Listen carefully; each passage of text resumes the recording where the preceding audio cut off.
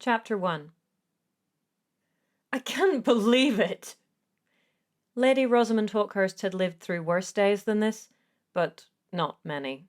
A trip to Abrinia with one guard would be risky even in peacetime. A pair of long hose flew through the air to land precisely on top of a set of saddlebags at the foot of her four-poster bed. Why is Queen Eudocia willing to send me thus while we're still at war? She pulled an undershirt from a drawer, shook a stray Caladrius feather out of the sleeve, and folded the garment roughly before dropping it on a saddlebag and flopping onto the bed. Hasn't Hawkhurst given her enough already? The distant tap of the mourning drum came flooding back, as sharp as the day she'd heard it 11 months ago. The black-robed messengers had been all too visible out of the window, and when she'd seen them, she'd slumped against the wall, shaking. Sir Hugo Hawkhurst was dead, killed in the war between her home country, Abrinia, and Bavaria, where she had lived for the last 16 years. But grief was a luxury afforded to those who didn't have an estate to look after, so Rosamond had straightened her dress, wiped her eyes, and marched wordlessly downstairs to face a future without her husband in it. At the funeral, she'd hugged her sobbing daughter and stared up at the ceiling to keep her own tears in check. Her son hadn't spoken for the entire day. Both of her children had vanished as soon as the ceremony concluded, and Rosamond was grateful that they, at least, had been able to mourn in private. But somehow that day had passed, as even the worst ones must, and they had all been learning to cope. Until last month, when Baron Mabry, their liege lord, had come to visit. He'd complained at length about a shortage of Caladrius salve for his men, despite having claimed most of the stock delivered to the front lines a mere fortnight prior, before beginning to pontificate upon the Hawkhurst estate's lack of martial leadership. "As long as the war continues, I simply must have a Hawkhurst knight to lead the soldiers at the front. Perhaps Edmund will be free to assume the duty soon, despite his tender years." Rosamond had demurred as politely as possible. Edmund was barely 15, she had argued. Surely there could be no reason to let an untried youth lead troops into battle. But Mabry had kept up the pressure ever since. She needed a more effective deterrent, and that meant she needed to curry favour with the Bavarian crown. She needed Eudocia to intervene. When news of King Adelric's death and the ascension of his son Roland to the Abrenian throne arrived at Hawkhurst, Rosamond kissed her children goodbye and made haste to Valeria, the Bavarian capital, to offer her services to the Queen. The last thing she wanted was for her family to get more involved in the war, but better her than Edmund. And given her personal connection to King Roland, Rosamond was sure that Eudocia would be eager to make use of her. But Rosamond's audience with the Queen had not gone as anticipated, and now she was back in the palace's guest quarters, packing for a trip that might as well have been a suicide mission. She drew a deep, shuddering breath. Have I offended the crown in some way? Does Eudocia not want to make peace with Abrinia? She hauled herself into a sitting position, too agitated to stay still. And where did I put my green knife? Sudden, absolute silence fell, the normal noises of the palace abruptly cutting off. Rosamond jumped to her feet and ran to the window. Outside, everything had frozen in place. The Queen's pet phoenix perched on a flagpole in the courtyard, golden tail feathers glittering. Guards clad in blue and gold paused mid-step. A nobleman stood with one arm suspended in the middle of an expansive gesture. A woman appeared. Not through the door, nor the window, no. She simply blinked into existence at Rosamond's elbow. Her outfit was incongruously modern, a striped blue shirt, blue-framed glasses, and tightly bunned red hair with a rollerball pen stuck through it. She and Rosamond were otherwise almost identical, and as the second woman appeared, the truth of the matter dropped into Rosamond's brain like a stone into a pond. I am the main character in this woman's story. And her author looked peeved. "Lady Rosamond Hawkhurst," Caroline said testily, "you really need to calm down. The details regarding your trip to Abrinia aren't that important. I was going to fill them in later." Rosamond sat back down on the bed. "It's not that important that I'm taking a week-long trip to my homeland in a time of war?" She knotted her hands in her lap, willing herself to patience. "Caroline, I heard rumors that Queen Eudocia was considering a peace treaty with King Roland, so I came to offer my services as an envoy." "A bold and risky move," said Caroline, as if this hadn't been her idea in the first place. "But it makes perfect sense, seeing as—" She produced a worn, leather-bound notebook from thin air and flipped it open to a page entitled Family Tree. "While you live in Bavaria now, you're King Roland's sister-in-law, and originally from Abrinia. And won't it be nice to see your little sister again? And call her Your Majesty?" "Yes, it'll be lovely to see Cat again," said Rosamond, ignoring the Your Majesty part. "But the Queen has decided to send me to Abrinia with a declaration of truce and one guard. Not even an attendant. Is she trying to enrage King Roland by putting me in mortal peril? Is Eudocia running mad? Is this a trap? Does she secretly hate me?" Rosamond had not been a frequent visitor to either court in the years since her marriage. Neither she nor Hugo had been social butterflies, and court gossip was dull as ditch water. She'd never thought much of her absences from the mainstays of the social calendar, but perhaps it had offended the Bavarian crown in some way. "Of course not." Caroline plopped down next to Rosamond on the bed. "But you have to understand, she couldn't send you with a maidservant and an entire contingent of guards. That's not how the trope works at all." She slanted a sly smile at her heroine. "This is an enemies to lovers story. You and your hot enemy have to be alone together, in close quarters, dependent on each other, building trust, and covertly eyeing each other, and trading heated barbs, and—" She flapped her hands, causing several stray scraps of paper to fall out of the notebook. "It's just how these things work." Rosamond's mouth fell open. "It's just not reasonable that I'm being sent with a single guard—" "Very single," Caroline interrupted. "Your hot enemy is neither married nor involved with anyone else." Rosamond sighed, pinching the bridge of her nose between thumb and forefinger. "No attendants at all? What about my maidservant Sally and my own guard from home? They accompanied me here." "There's been a terrible bout of, highly contagious fever. Or maybe infectious, I'll have to check what the difference is. Most of the servants at the palace have caught it, including Sally and Jones, and those who haven't are being run off their feet." Caroline shrugged, still cheery. "Your mission is too urgent to delay, so you and your hot enemy will just have to cope." Rosamond gave up arguing. For now. "Does this hot enemy have a name?" "Captain Collins of the Queen's Guard." "A first name?" Caroline wrinkled her nose. "Working on it." Rosamond nodded stiffly, took a deep breath, and stood up again.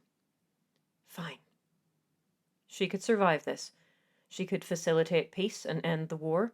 She could get home to Edmund and Charlotte without being killed by the dangers of the road or Captain whatever his name was Collins. If she was careful, if she was wise, and if she gave Caroline enough of the things she wanted. Then let us continue. Caroline beamed. "Great! Time to crack on with the preparation scene." She consulted a list on another page of her notebook. "Oh, one quick note. You are planning to pack either a knife or an ornately decorated dagger, yes?" "Of course I'm planning to pack a knife," Rosamond replied, befuddled. As if she'd go anywhere without one. Caroline marked an item on her checklist with an ostentatious tick. "To threaten your hot enemy in the middle of the night?" Rosamond rolled her eyes. "The knife is for eating." She gave Caroline a flat look. "Though I suppose I could stab someone with it if sufficiently motivated." Caroline either didn't notice the threat or ignored it, instead scribbling something on another page of her book. Indeed, Rosamond's author seemed to have a talent for ignoring things that didn't fit in with her bizarre and often cliched plans. Take this hot enemy business, for example. Caroline seemed to be under the impression that the fantasy story she had placed Rosamond in was some kind of romance. Truthfully, Rosamond should have known something was amiss from their very first meeting. It had taken place in a Spartan white-walled room, where Caroline willed Rosamond into being, and then started criticizing her appearance. "Why do you look like me? And why are you so old?" "I'm 36, Rosamond had retorted, bewildered by this strange, bespectacled goddess who had complete power over her existence while remaining maddeningly vague on details. Yes, I see. Can you handle a sword? Yes? What kind? You know, a sword. Pointy end goes in the other man, weighs about... Caroline frowned. 4.5 kilos? Rosamond wasn't sure what system of measurement her world used, but she was very sure that wasn't a reasonable weight for a sword by any standard. But Caroline was uninterested in specifics unless they related to the multiple attractive men she was planning to introduce. Men whose attention Rosamond was supposed to both desire and agonize over. Love triangles are perennially popular for a reason, Rosamond.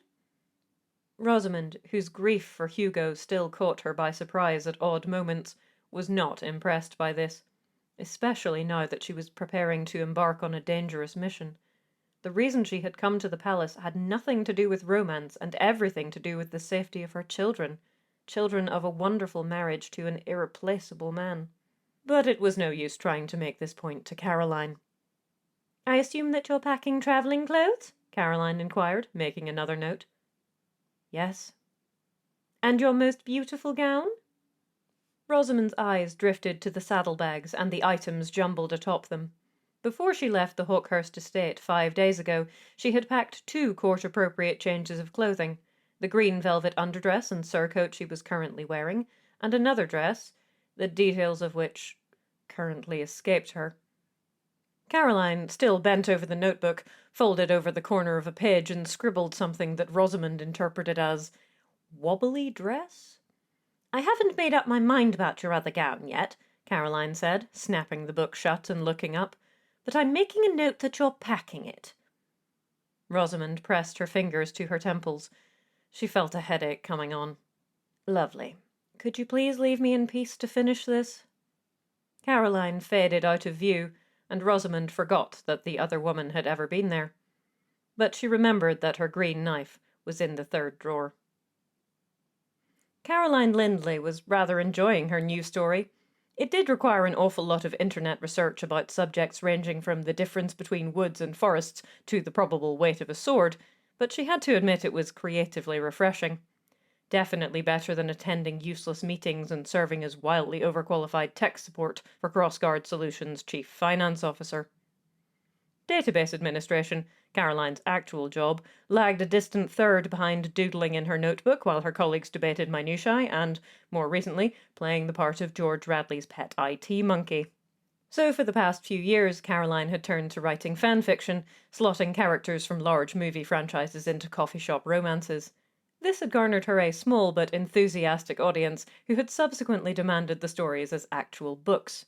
That endeavour had required a number of name changes and the alteration of the more obvious parallels, but it wasn't a great deal more work. It had even made her a little bit of money, especially once she'd found an editor to help smooth the rough edges. Then her 5th coffee shop romance had achieved popularity.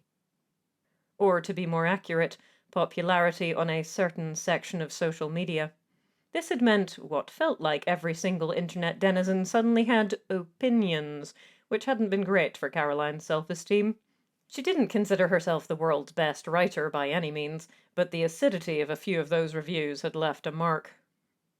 After a particularly well-known commenter had opined, "One wonders what C.S. Lindley would do if she didn't have ready-made characters with which to populate her tedious, derivative modern romances," Caroline decided she'd had quite enough of people besmirching her abilities. She was going to write something original. She had called her usual editor and told him so, omitting the part where she was about to create an entire work of fiction out of spite. She also expressed, at some considerable length, her frustrations with her current book series and half-threatened to end it in a spectacular fashion. Henry Walker, who had been working for her on a freelance basis since her 2nd self-published book, wasn't impressed. "Your Moonbeams coffee shop series actually sells, Caroline. It would be a terrible business decision to kill off half the characters and close the place down in the next book just because you're a bit sick of it right now." He paused, mouth set, and the image of his face was still for long enough that Caroline checked the Wi-Fi strength in the corner of her laptop screen. The tiny cafe she wrote in at lunchtimes was not known for its connection speed. Henry's face fast-forwarded into his next remark. Also, calling it lethal flat white might get you into legal trouble. She scowled into the camera at him, and he gave her a sympathetic half-smile, pushing his hair out of his face. His stupid, thick, wavy blonde hair that always falls perfectly and... Caroline realized she was staring. She blinked and resumed scowling. She really did not want to go there. It was embarrassing enough to have a crush on someone who technically worked for her. She didn't need him noticing. He was still talking. Caroline tried to pay attention. Good idea for you to take a break from the series and write something completely different, Henry said. Even if it is just an experiment. Caroline sighed, more relieved than was really appropriate. Yes, but I've never written fantasy before, so if you're willing to do a bit of extra hand-holding on this manuscript, I'd appreciate it. She felt her face heating up and rushed on. I know it's not your usual way of working, but I'm sure we can... Not a problem, he said. But then Caroline's laptop pinged. George Radley has sent you a message, and she'd had to go. Henry's support of the project notwithstanding, the germ of an idea for a fantasy romance had brought with it Lady Rosamond Hawkhurst, and from the start Caroline had sensed that she wasn't going to be a cooperative character. Rosamond was positively ancient compared to Caroline's usual parade of late teen and 20-somethings. She seemed to have very Henry-like opinions on the appropriate kind of sword to use, and she came complete with 2 living children and 1 dead husband.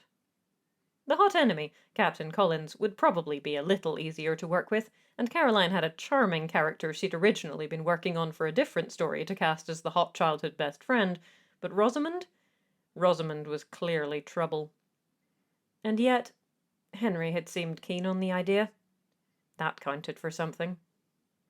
An alarm sounded on her phone, and Caroline pulled herself back to the present, swept the lid of her laptop closed, and shoved it into her bag. She had to leave now if she wanted to catch the early bus to work. Maybe she could cram in a little extra writing on the journey, and maybe in her office before the day officially started. But one thing at a time. Across the table of the palace dining hall, Robin Waverley surveyed his oldest friend, and worried. Rosamond had appeared at court for the first time in years the previous evening, without so much as a messenger bird to precede her arrival. This morning she had waited in silence among her peers for 3 hours until the Queen had called upon her for a private audience. She had spoken to Robin in passing upon her return to the Great Hall, but not since. Now they were at table in Queen Eudocia's uncharacteristically quiet banqueting hall. The fever had taken its toll on nobles and commoners alike, and though she was smiling and nodding as her immediate neighbours spoke to her, the dark smudges under her eyes and the stiffness of her posture made his stomach turn. Was she sick? Or was something else going on?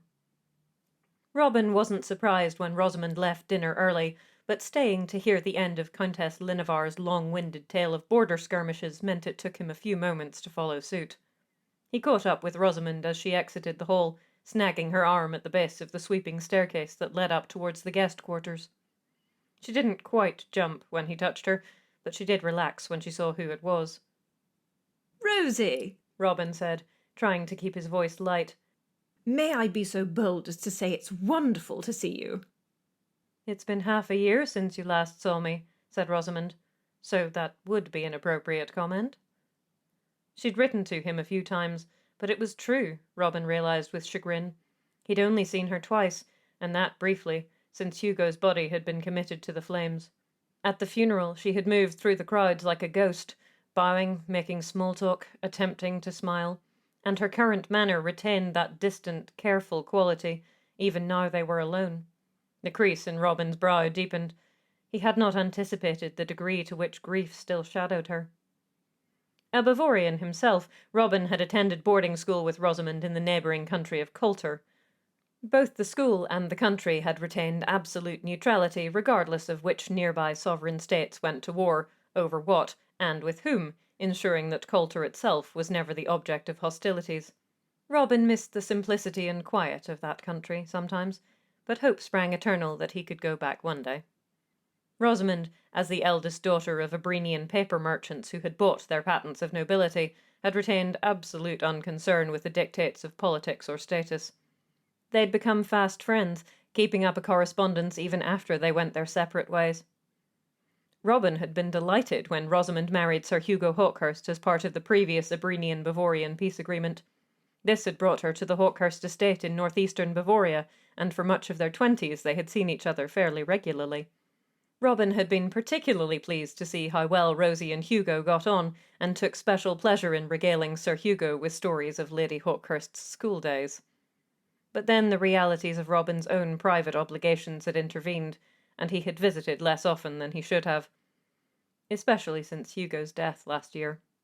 And both of the times Robin had seen Rosamond since the funeral, he had been on official business, hurrying off again as quickly as he had arrived. A pang of guilt twisted in his stomach. He should have written more. "May I also mention that it's less than wonderful to see you looking so ill?" Rosamond raised an eyebrow. "Such flattery," she retorted, but there was a hint of a smile on her face. "You look like you ran all the way from the Hawkhurst estate," Robin ventured, and Rosamond shrugged. "I was in a hurry." Why? Rosamond stopped at the top of the stairs and leaned on the banister. "Robin, I know you don't enjoy politics." If only she knew. "But with King Adelric's death and King Roland's coronation, there's been a definite shift in military deployments on both sides. The knight who sought Hawkhurst's hospitality 2 weeks ago told us that Roland seems to be taking a less aggressive posture, and we know his farms will be suffering as much as ours in this drought. He needs labourers, not soldiers. I came to see if I could get the Queen to... I came to see if I could be of any assistance to Her Majesty." She pushed herself upright again and started to walk away, but Robin matched her pace. "I'm sure you're very helpful," he offered, after a short silence.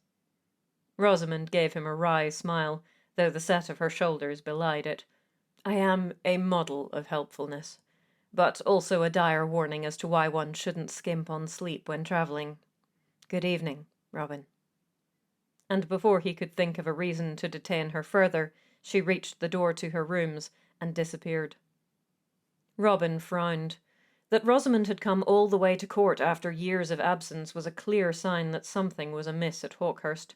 Both Abrenia and Bavaria strenuously insisted that the resumption of hostilities was the other side's fault, but regardless of how the conflict had started, it had dragged on for more than 2 years, casualties were mounting, and Rosamond was right. The lack of rain was now affecting harvests on both sides of the Granalla River, making a bad situation worse. As an estate near the border, Hawkhurst had been expected to provide more than its fair share of manpower and resources. Perhaps that was why she had come. Perhaps he should urge Queen Eudocia to consider a peace treaty. Perhaps he should have done a lot of things. "That was excellent, Robin. Well done," said Caroline, and Robin started as the world froze around him. "Very supportive, but also just a little ambiguous. Perfect for the hot childhood best friend role. I knew I could count on you." Robin decided to say nothing, though in a book not written by Caroline he might have had more words to choose from. The author had some bizarre ideas about what he should be doing, including pining over his widowed best friend, apparently, and he wasn't sure what to make of it yet. He had a feeling he'd have fit better in the merchant-sailor/nobleman romance for which she'd originally created him, but the author's word was law. At least, most of the time.